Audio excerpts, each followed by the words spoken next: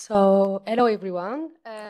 Today I'm presenting the work we have done in the team about online hate detection in multi-party setting. I use the term online hate because in fact it gathers all the language related to hate speech, toxicity, abusiveness, and also online hate detection itself also gather all the sub-related tasks related to hate speech, what we call hate speech detection. So it could be target detection or specific type of abusiveness detection. And multi-party setting, it's about a conversation involving multiple participants on chat. So about the research context, so this work have been done firstly as a part, I start to work on it as a part of my postdoctoral position in 2021. And in fact, I start to work on the Otesia project. So now the Otesia project is no longer existing. But just as a reminder, because I'm still working on the data and on the same work. In fact, Otesia is just a partnership with an observatory. So this observatory aims to analyze the negative effect of AI on society in order to promote the development of ethical and responsible AI under the principle of AI for humanity. So in this context, I especially work on how to prevent cyberviolence, cyberbullying, and hate speech occurring on social media. And the project itself was also interested about all the aspects surrounding cyberviolence and cyberbullying. It was also about identifying, detecting, and also generated counter-argument to oppose hate content. In my case, so this is just some statistic about how the prevalence of hate speech in social media, especially here it's among teens, about students. And as you can observe, most of cyberbullying occur on what we call social network. So Instagram, Facebook, and also Twitter. But there is also a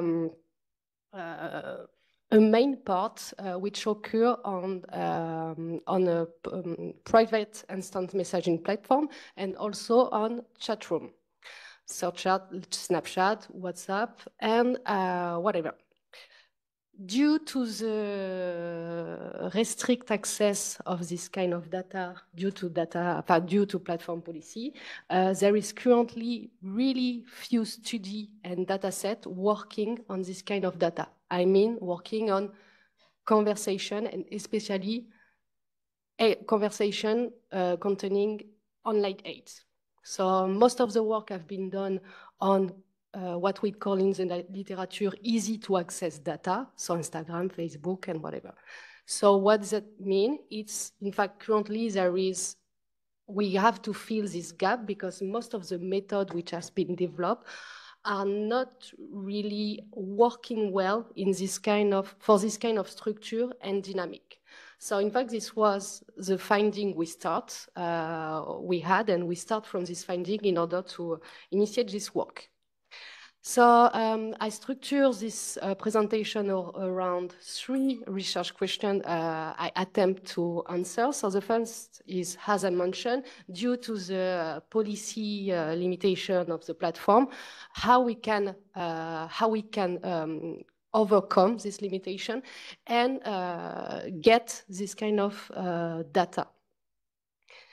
So what we have done, so obviously I didn't mention that I'm not the only one working on this project. Obviously, Elena Cabrillo, Serena Filata, and also for this part, we have been in a partnership with a sociologist, Catherine Blaya, which develop a scenario. So in fact, what we decide to propose to school to involve students in order to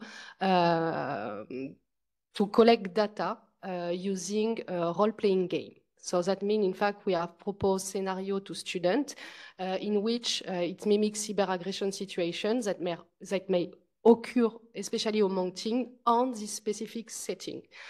At some point, we have been in 4 French high school and 1 middle school, and we got approximately 2,000, maybe one day, 243 participants. That's quite nice. And here, this is a kind of scenario we gave to the student.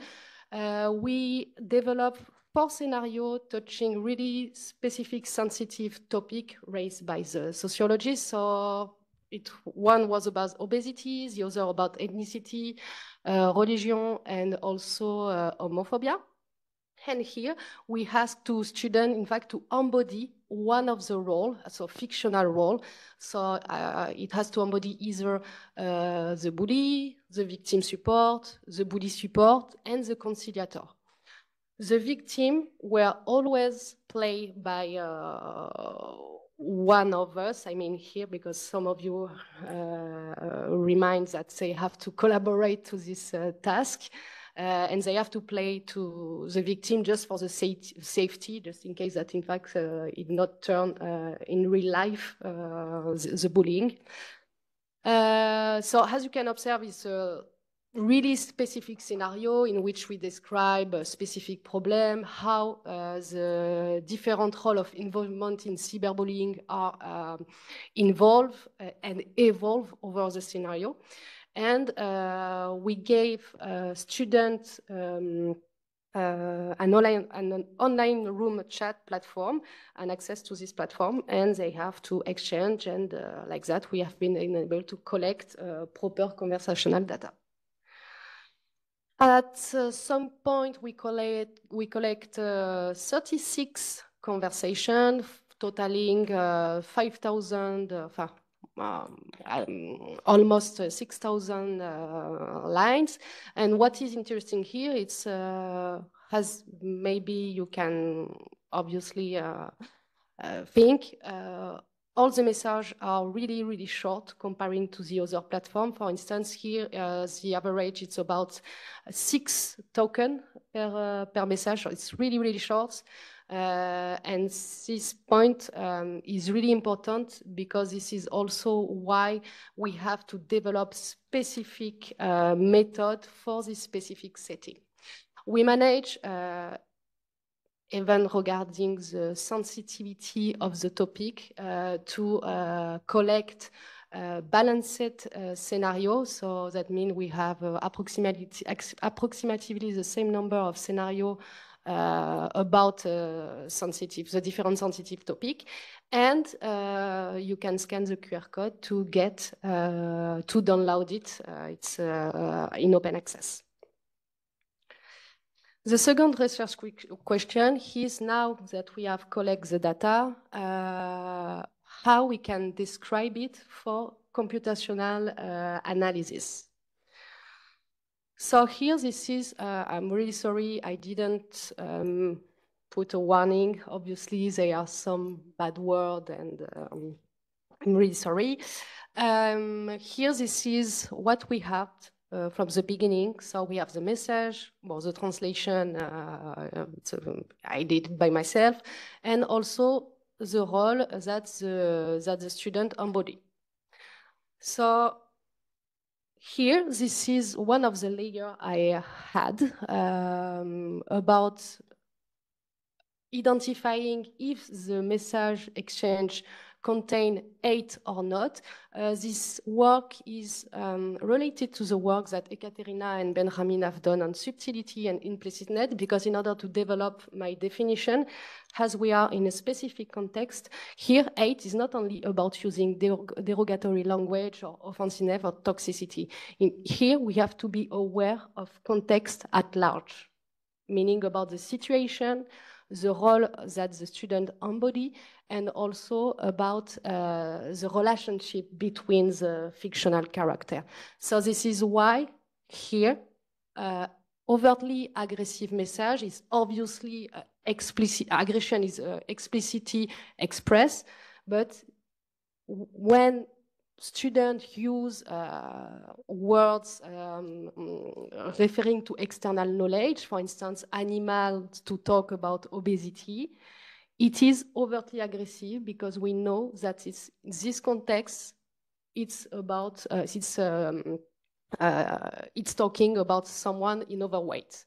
So this is a kind of update we made when we define hate speech, but not hate speech, hate here.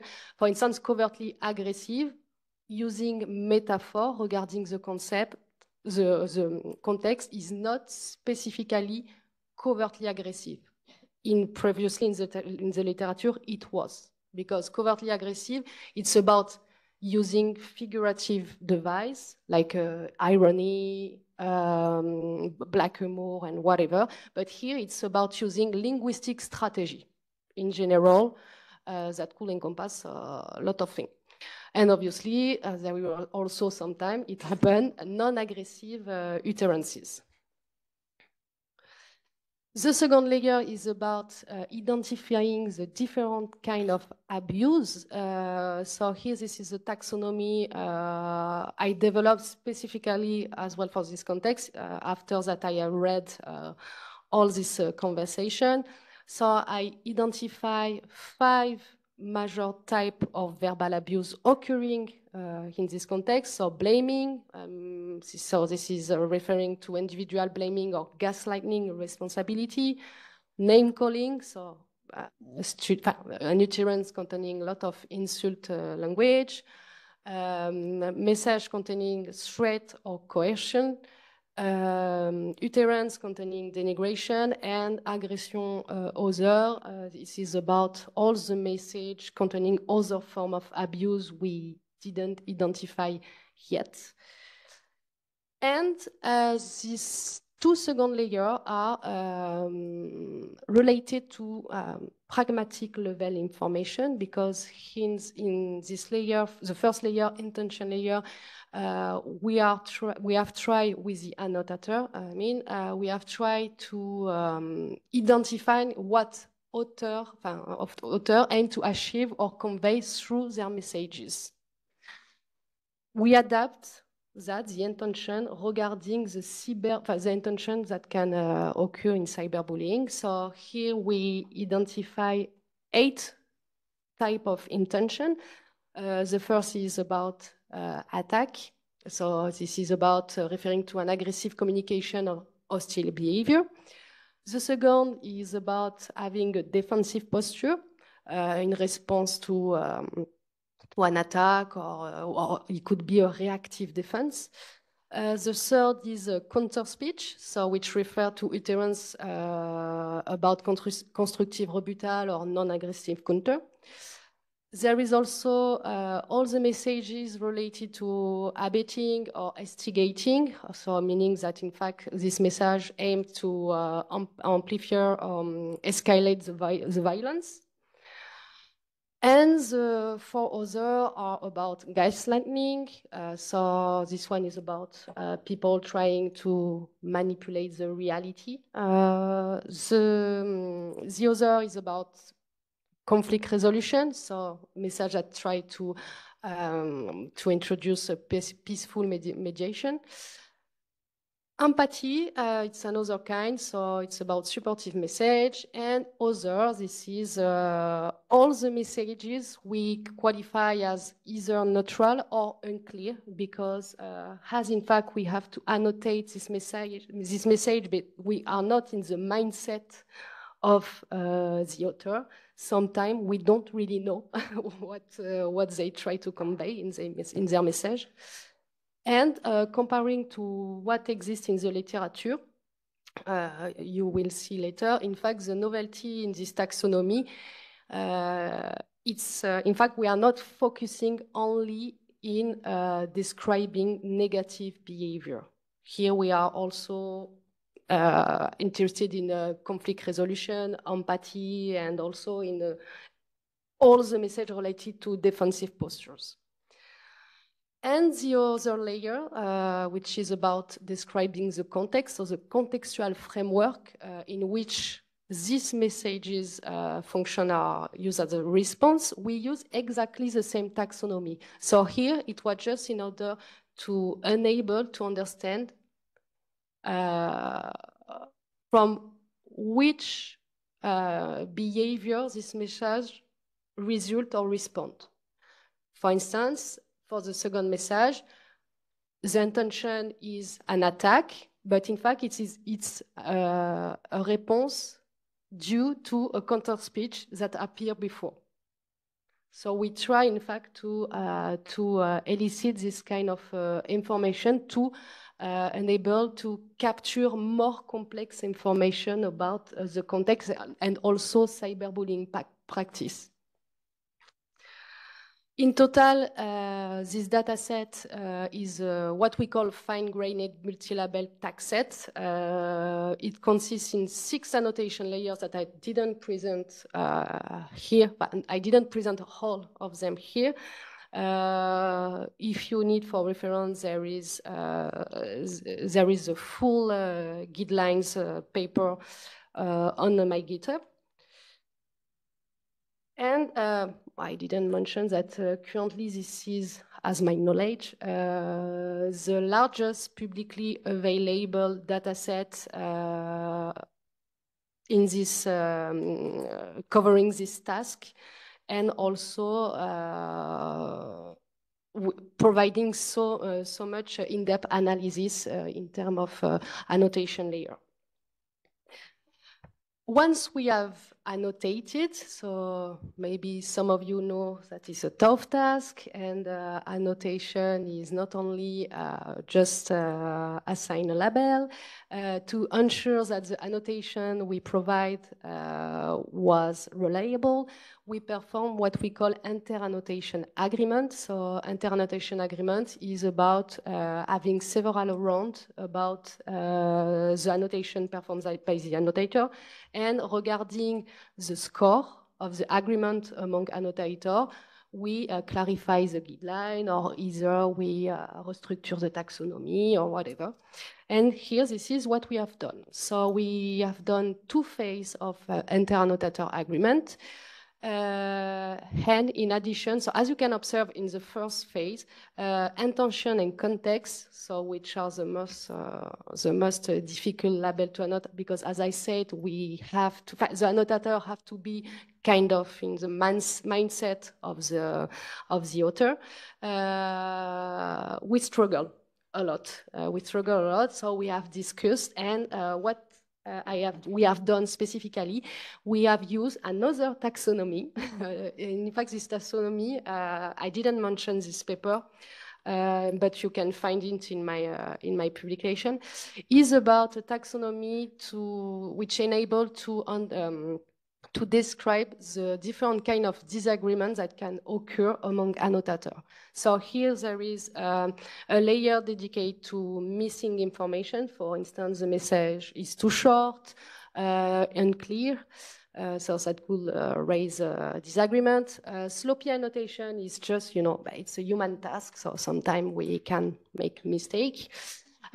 Subjectivity is about some people, individuals that believe that this message should have this label, because they, for instance, for verbal abuse, they can think that using this kind of word is more about denigration than name calling, for instance. And ambiguity is about all the potential interpretation of an utterance. So here what is really interesting is the layer related to 8 is more, the disagreement we encounter in this layer is more related to subjectivity. So as I say, most of annotators disagree on the interpretation or meaning of the word according to specific label. For instance, I will not say any derogatory language, but you can, I'll let you think about that. Using specific kind of derogatory language could be either overtly aggressive or covertly aggressive. And ambiguity is about, as I say, interpretation, the possible interpretation of an utterance. Maybe the bully is attacking, or maybe is gaslighting. Gaslighting is really difficult because you don't really know if the aim is to manipulate or just to be to have a real intention to be harmful. So after the work on this taxonomy, we clarify the guidelines. So as you can observe, we improve the inter-annotator agreement, which was really cool. But at some point has this kind of task is subjective. It's not really possible to have 100% of agreement. So we decide to consider that the remaining disagreement is also about individual perspective and interpretation. So this is a new trend I have worked on during my mobility in Torino, perspectivism. So anyway, intention and context, that's really, we were really happy, in fact, that at some point we have been unable to find agreement, because that means that we are unable to capture another dimension of linguistic analysis using, in fact, annotation. So we were happy about that. And obviously, using this taxonomy, it's time-consuming, but really helpful to help in mitigate the ambiguity and equivoquality in annotation. So if you annotate, I recommend you to use that. So here, as I was mentioned, in fact, I did my mobility in Torino, and with Valerio Basile, we have worked on perspectivism. So we reuse the annotation from the three annotators that label our dataset, and we adapt an index. So this is this formula in order to analyze at the lexical level the disagreements that could occur among annotators. So this is just another tool to explore how the disagreement occur among annotators. And here what is interesting is we use this index as a part of a visualization method. So here we have only 3 annotators, but it could be more. And in fact, the way that the words are spread over the triangle here express something. For instance, the one in the center means that, in fact, they used to have a balanced disagreement among annotators.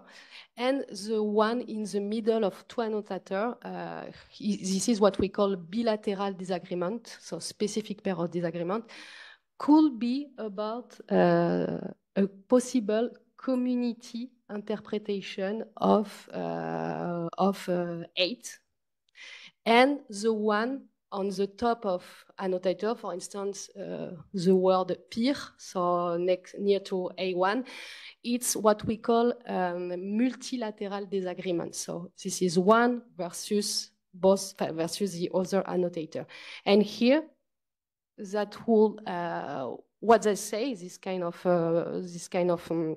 situation, it could be about the fact that a specific individual have its own vision and interpretation of label.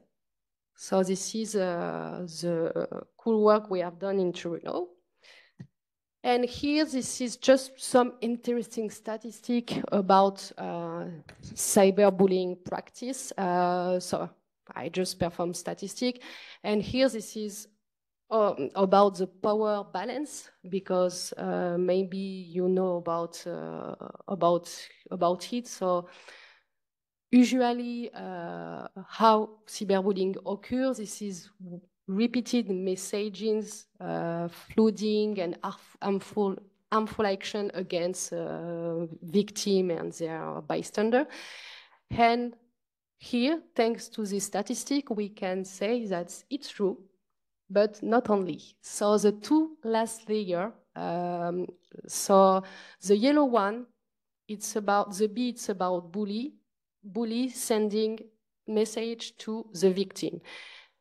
As you can observe, there is a massive flooding from the bully to the victim, but conversely, the victim to the bully is definitely less. And you can observe the same behavior from the bully assistant, so the one who is helping the bully in the bullying, to the victim, which is flooding more than the bully itself. So the assistant used to be really good to assist the bully. And what is really interesting, it's the two first layer. It's about the victim defender sending message to the bully assistant. They used to have the same distribution. So that means that the individuals who defend the victim are really proactive and even active in order to respond to either the bully and the bully assistant. So here what we have, it's obviously about the power balance, so we have to think it's only bully against victim, but in fact there are a lot of other roles they are involved in this kind of situation. And also here the statistics are only for messages labeled as containing online hate. So here, this is just another statistic about the communication process. Here, what was interesting is about the fact that different means are used in order to convey hate regarding the topic. For instance, you can observe that for the topic of obesity, this is a lot about denigration. Conversely, the topic of homophobia is more about using aggression, but also name calling. So all this kind of information, power balance, the use of verbal abuse are really interesting to potentially in the future better address this kind of linguistic material.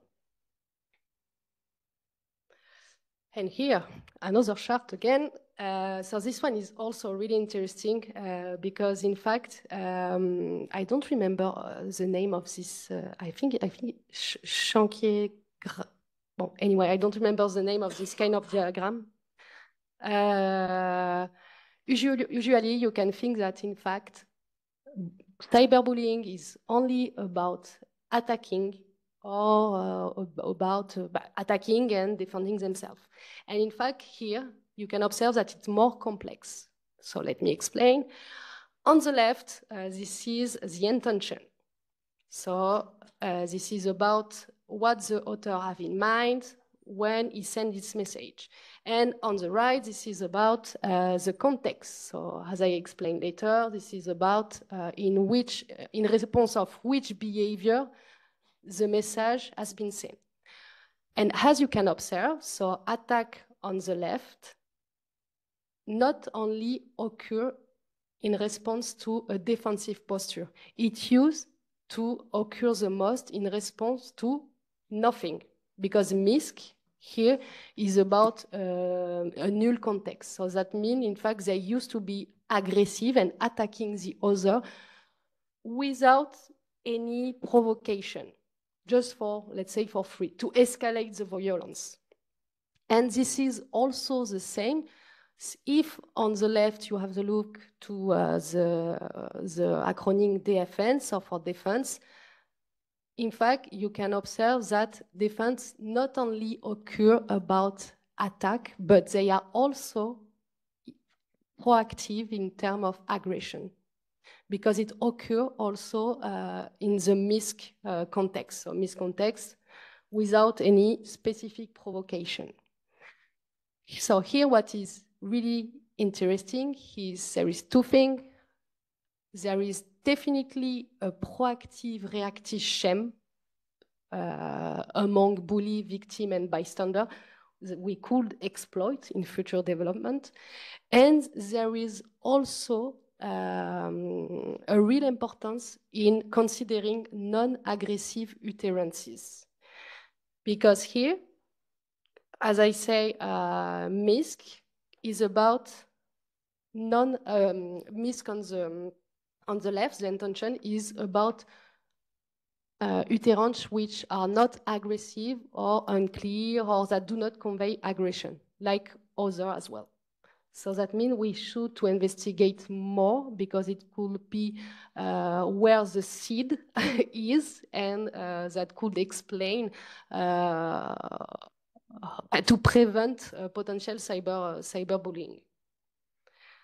So the third question, so now we collect the data, we have the annotations. So the third part is about how we can develop a method to address cyberbullying in this context. And it is really difficult because, as I mentioned, we are working on conversation and also on cyberbullying, so two distinct domains. So that means we have to address first online hate. That means all the tasks related to online hate, like hate speech, abusive language detection, identify implicitness, identify community identification, hate prediction, counter speech, and whatever. But we also have to address the tasks related to multi-party dialogue. I mean, all the things related to identify the different participants, identifying the turn taking, and also the dialogue structure. So, so this is the work we have done recently, but especially with Sinan and Ajar and other students. We develop a method in order to address three specific tasks we have specifically designed for this context, because I forget to mention that usually hate speech is also addressed considering classical conceptualization of hate speech. When I say classical, in fact, most of the tasks have been designed to address hate speech on easy to access data. For instance, if I say, okay, I'm gonna perform hate speech detection in the context of conversation, the problem is a victim can use hate speech, but at some point, my aim is not to identify the victim as a bully. So this is why we have to define other kind of specific task of interest in this context.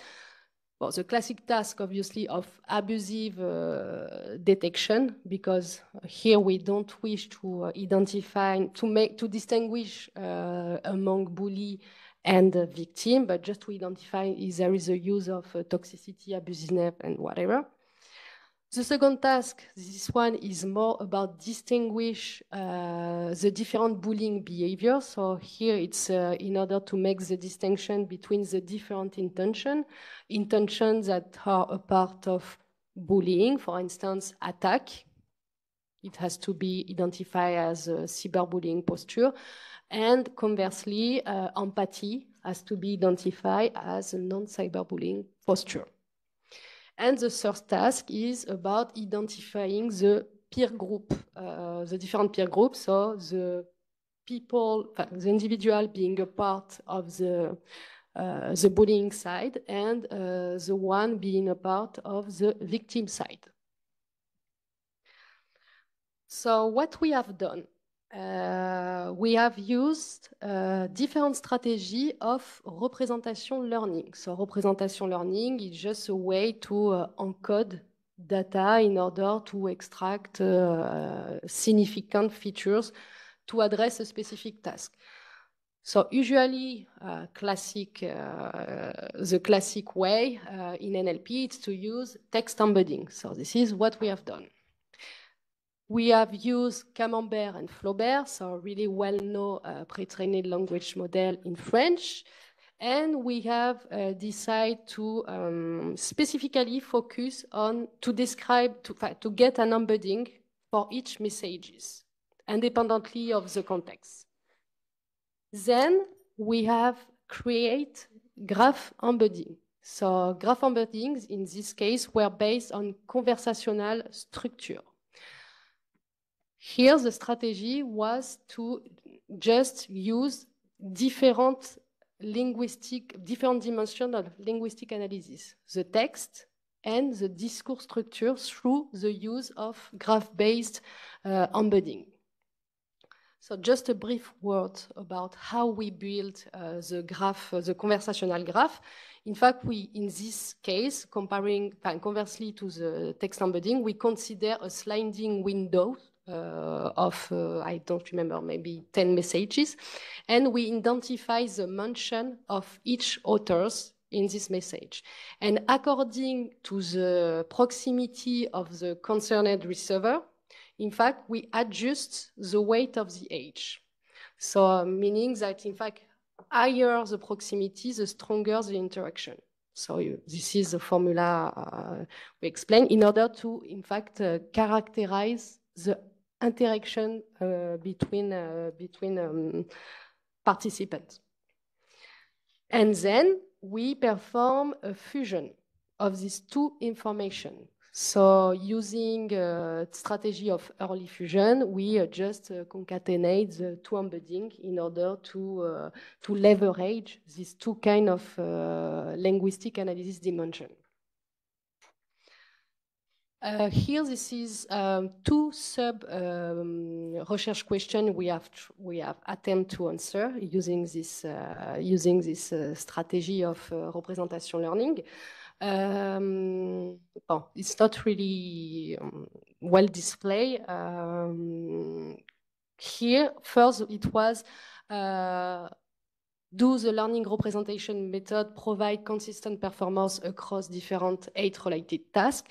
And as you can observe, and it was quite surprising, yes, because as you can observe, lexical embedding across each task, we can have approximately the same performance, even if it's not the same level of difficulty. So that means that, in fact, using, for instance, text embedding, it's really helpful to derive textual cues enabled to address each of these specific tasks. And this is the same for graph embedding and the same for fusion embedding. The second question is there a specific dimension of linguistic analysis that contribute more significantly in this setting? And here it was also super interesting because at some point, obviously using fusion, we were expecting to outperform everything. So at some point we did, because on 2 tasks, using the fusion embedding got the best performance. So what that means? That means that, in fact, using these two kind of information are at least partially complementary for each of these tasks. So which is really interesting. And what is interesting is also that for the BBA task, so this is the one about identifying cyberbullying behavior or not, we got best performance using text embedding. And this is nice because, in fact, that means that at some point we are always saying, okay, we need more context, context like broad. But in fact, here we can observe that epistemic aspect may be derived from maybe grammatical cues. So that's a good point. And also the performance we had on graph embedding were also interesting, even if they are lower. What is informative, it's regarding to the task. In fact, it had maybe for this task, we should to use another way to characterize the conversation. I mean, the results are not bad, but they could be better. And maybe on this specific task, we could try to develop another way to characterize. So here, this is about the error analysis we perform. We identify 3 specific misclassification patterns. So for the BPI task, so which is about identifying victim side and bully side, one of the misclassification pattern is about obviously the ambivalence in using abusive language. For instance, as I say, a victim can be aggressive and use toxic and offensive language. So that means that the model identifies it as a bully. The second pattern is about the interpretation of figurative language. So this is still an ongoing problem, especially for the abusive task detection, because as I say, using black humor, metaphor, it's always complicated for computationally identify it. And the third task is obviously, in general, restoring the true value or the meaning of a statement within its broader context is really complex. So especially for the BBA task. So that means we have to better improve the way to take into account all contextual elements. So who is speaking, to whom, in what situation, and with what intention. So the conclusion of this presentation is we have released a complete methodology for collecting natural interaction. We also provide full annotated multi-party setting dataset annotated for a cyber-aggression situation. And also, we initiate a way to address different tasks related to 8 related tasks through computational modeling. And in future work, obviously, we plan to try other kind of fusion strategy, but also another way to characterize the conversation, maybe using sentiment analysis. Like that, we will have the polarity among, because currently we have the direction, like replying to direction, but we can add maybe information about the polarity. Is the message negative, positive or not? We can also add information about the intention, everything integrate in a graph.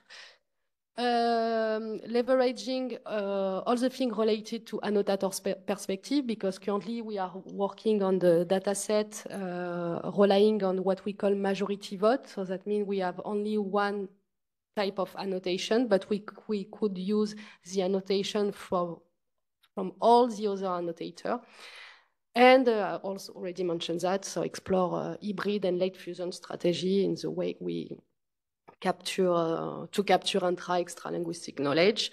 And the remaining OPED challenge here are about, as I said, 2 different dimensions. It's online hate detection, but also dialogue modeling.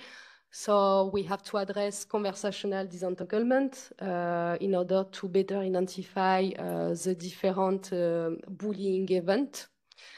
Identify the different participant roles in this context. So currently we are focusing, not only focusing, but most of the methods are focused on either bully or victim, but we should also, as I already shown with some statistics, include bystander and peer support. And as also supported by other statistics, we should to have a look to learning theory for cyberbullying in related domain. So not only based on computational, from computational domain. So maybe sociology, linguistic, or psychology, in order to integrate them for in our development. Thanks for your attention.